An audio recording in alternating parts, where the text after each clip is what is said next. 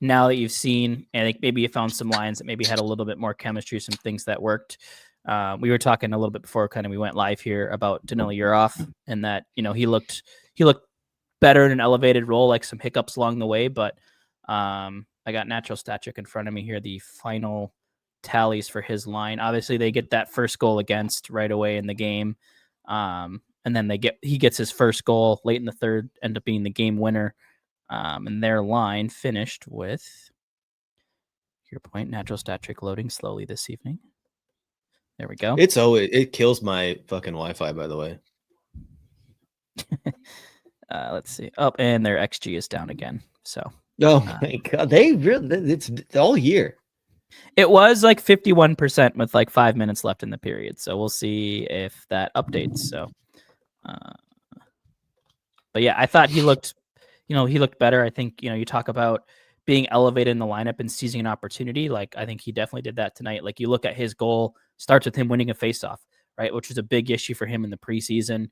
Comes out for an offensive zone faceoff with a game tied late. He wins the draw. And, the goal, I think you got to give him credit too. Did he do anything spectacular? No, but where did he go? He went to the front of the net, found a rebound, and got a goal. Like, that's the things that, as a coach for a young player, that you're just going to nonstop praise. Like, hey, that's when they say doing the little things, winning faceoffs, going to the front of the net, finding rebounds. Like, that's the kind of stuff that they're talking about. So I think he did a great job of kind of stepping up to the plate tonight. Mm-hmm.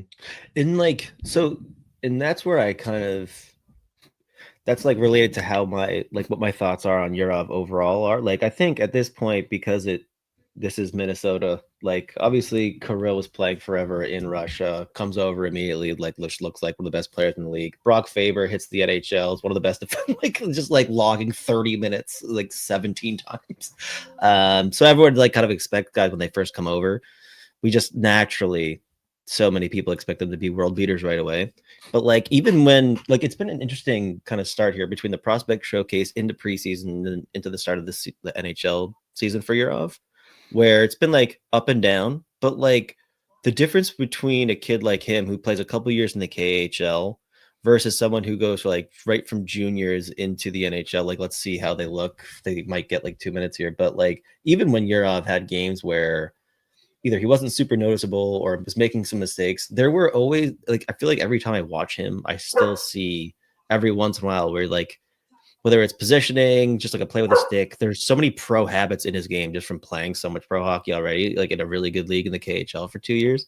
I still just like, it just puts him at like a leg up over some of these other young prospects, where that's why I'm just like so wanting them to just like continue to just let him play through.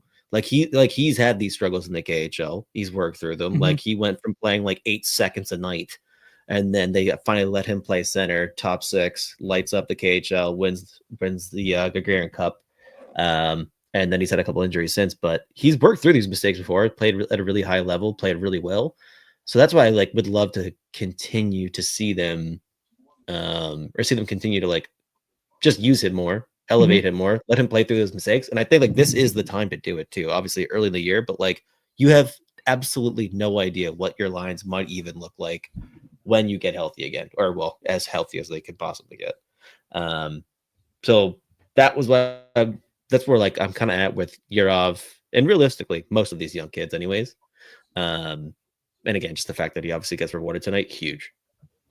Yeah, absolutely. And I think like the one part that has never, I think, been an issue, even watching in preseason, is his ability to play smart on the defensive side of the puck, right? Like, there's not a lot of those like quote unquote rookie mistakes that you see out of a lot of young forwards, to your point, especially maybe ones coming out of Canadian juniors, or, even like a lower Swedish league or European league.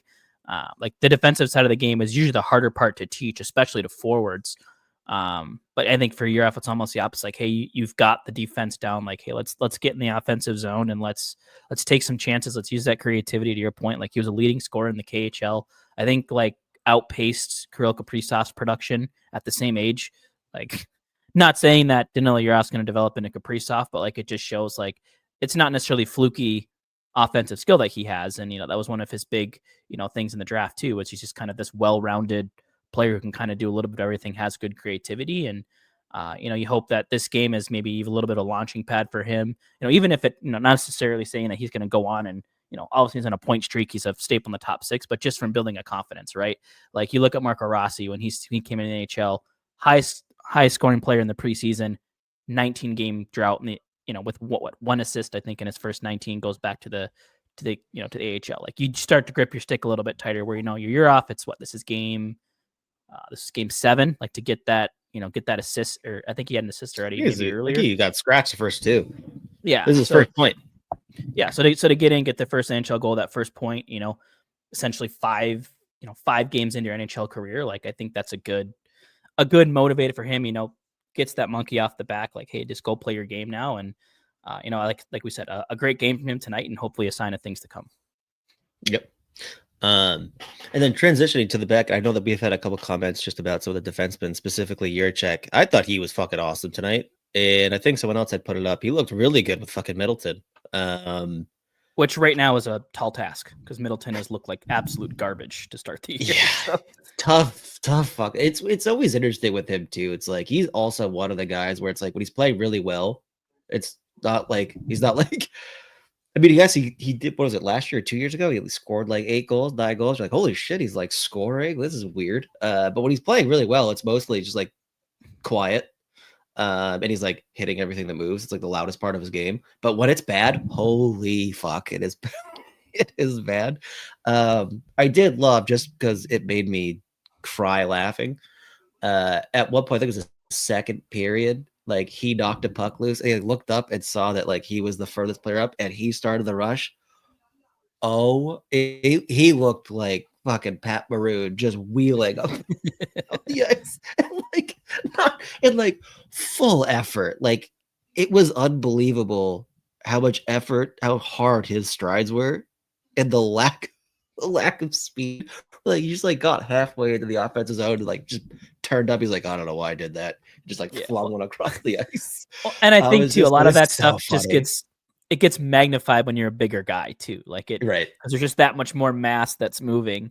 Like if a small guy's a choppy stride, you don't maybe notice it as much. But yeah, and like producer Mateo in the chat, mentioning had a really good diving stick play on the PK. I think that's a nice hat tip to him too. Right? Middleton goes to the box. That's usually a spot where the Wild have leaned on Middleton on the penalty kill. I think you could argue that's maybe the one spot he's been a little bit better is on the PK. But again, trusting that we talked about Yurov getting an offensive zone spot, seizing the opportunity with a goal. David Jiricek, getting a chance on special teams, making a big play. Like you talk about doing the little things to earn the trust. Selling out, making a good play on the PK to get back. To your point, even if it was choppy, poke checking a puck away and starting a rush. Like it's just those little things. Like they won't always show up on the score sheet, but these guys doing these things over time, it's what you want to see from your young players, just taking those steps, making the small plays that, eventually could go a really long way. So yeah, I think, there's obviously a lot of raw skill there. There's some stuff that needs improving, but like to your point, like not every player can come in and be Kaprizov or Brock Faber and be impact like right away. Like these are still almost none. Yeah, almost zero. Basically, no players are going to do that. Faber came in at was he 20, about to turn 21? I think Kaprizov was 23 or 24 in his first season. Like I see, like they sent Ogren down because he's a bust. I'm like the kid is 21 years old. Like his development is still very much a work in progress. Like this, it's not linear for all prospects. Like look at Isha and I talk about Alexei Protas on the Capitals all the time. Like. He's a late bloomer. Tage Thompson, like a great player. Like the Wild are clamoring for him to, the Wild that got and trade for him. Like he didn't really have a breakout season until 26, 27. Like it doesn't work the same for all the guys. Like just have a little bit of freaking patience. 1 or 2 bad games does not a whole career make when you're 21 years old. Now, if you're 36, 37, sure, then you can freak out for some bad games because then you're like, his father time caught up. But like, Christ's sakes, give these kids a bit of grace. Yeah, there is a joke in there somewhere with how bad people immediately prematurely want to call these kids busts. There is a joke in there somewhere. I can't figure out exactly, but like on Jiricek too, there was. I don't know if I clipped it. I meant to, but I may have forgot to go back. and actually clip it. So hopefully I can find the replay and I might be able to get a screen grab of it. But there was one sequence in the first period. It was right at the end of one of the sequences where they were just fucking hammering New York on the forecheck. They had like 2 line changes, and then there was one puck that came loose. And Jiricek was the only guy back. And in the preseason, there were a few times where he would either pinch or commit in the neutral zone too hard and just get burned, and like it either resulted in like a goal or a scoring chance the other way. He played it. You could see that he wanted to step forward and like make a play for the puck, but he smartly stopped himself and then pivoted and was able to like honestly like stop another like a odd man rush the other way, and then like won the puck back in the neutral zone and like sent it back in, and they just like went right back to work on the forecheck. So like stuff like that is the reason with kids like Jiricek. Obviously, like buium's a different kind of defenseman, and at this point they're letting him cook, which he looks so confident now. It's very fun. But stuff like that with Jiricek, specifically players like that, I want them to let them play through mistakes and not just yank them or just like send them down if they make like one, or if they have like a bad game or two. Like they're young kids, like, and I mean, I guess it's different for defensemen, but for me, with like how Jiricek, the whole like career trajectory so far for him, how he ended up here in the first place, I would love to just let them or see them let him continue to play through these mistakes, because I think he can learn. He just like if you just give him, more than like 7, 8, 9 minutes, I think that's how he's going to learn. Because again, this is a kid that played pro in Czechia, got drafted super high. Columbus is a shit show when he gets there, and then obviously forces his way out. Lacerated spleen last year. Even that, what is it, 6 games he played with Minnesota last year when they were completely like literally the whole team got hurt. By the end of those 6 games, I thought he looked really good too. Like he had like a game against Colorado, he was excellent, I thought. Well, I think so I would just love to let them cook. Yeah, and I think you have to do that, right? Like you can't learn the NHL speed and the intelligence and the plays you need to make without having some exposure to that. And I think what they're doing right now is good. Like if you have to shelter some of those minutes a little bit, like that's fine. Like I have no issue with trying to shelter young defensemen. They're clearly trying to get some veterans with these guys as well. Obviously, buium with Spurgeon, who, as we've talked on my show, has historical resume of being able to prop up maybe defense that aren't as good. Like he made Jake Middleton probably owes him a chunk of the contract that he got from the Wild because of how, for one, he fit really well and they were a really good pairing. Middleton's had some ups and downs since then, but like he's carried Middleton at times. Obviously when he's with Jonas Brodin, they're argued, last year when in their minutes are one of the best shutdown pairs in the league. Like he has that ability. So, sheltering him a little bit with that and, continuing, to get reps with, and I think for Jake Middleton too, like maybe some of his warts are because he's playing a top 4 role. And I think realistically, he probably is more of a number 5 on like a true contender. So you can kind of get him into that role, like playing maybe not necessarily easier minutes, but just letting him, be a solid defenseman against kind of that middle of the lineup type. I think that's a better spot for Middleton than trying to eat up big time minutes. And, I think Faber's had a rough start, but I think some of that is he's trying to cover a little bit for Middleton, where he can be more of this ancillary piece in your bottom pair. So I don't hate that, but we'll see. These are probably my ideal pairs. Healthy Bogosian or not, and he's had a good start. But this is what I wanted to see coming into the year. So it was nice to see it work out tonight.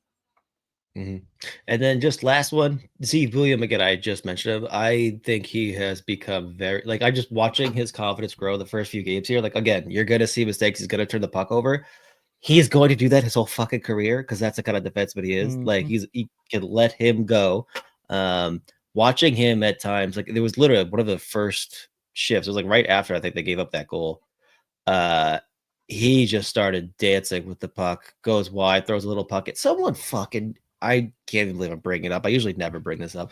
Someone replied and turns the puck over because he sucks. And I was like, he threw the puck into the fucking scoring zone. Like, what are you talking about? He created a high danger chance. Like, fuck off.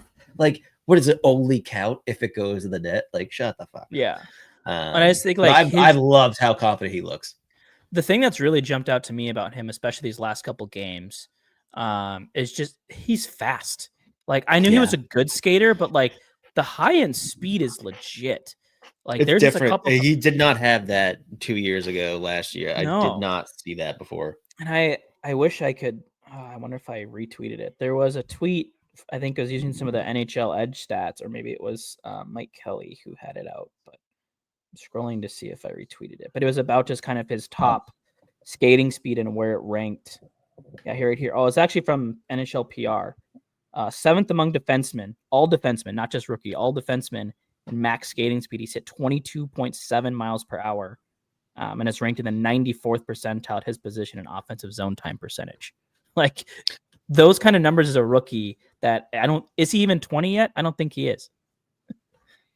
Maybe he's either 20 or maybe just turned 20, maybe, but he's still super young. So to be doing 19. All that, I think is really impressive. So still 19. Still 19. There you go.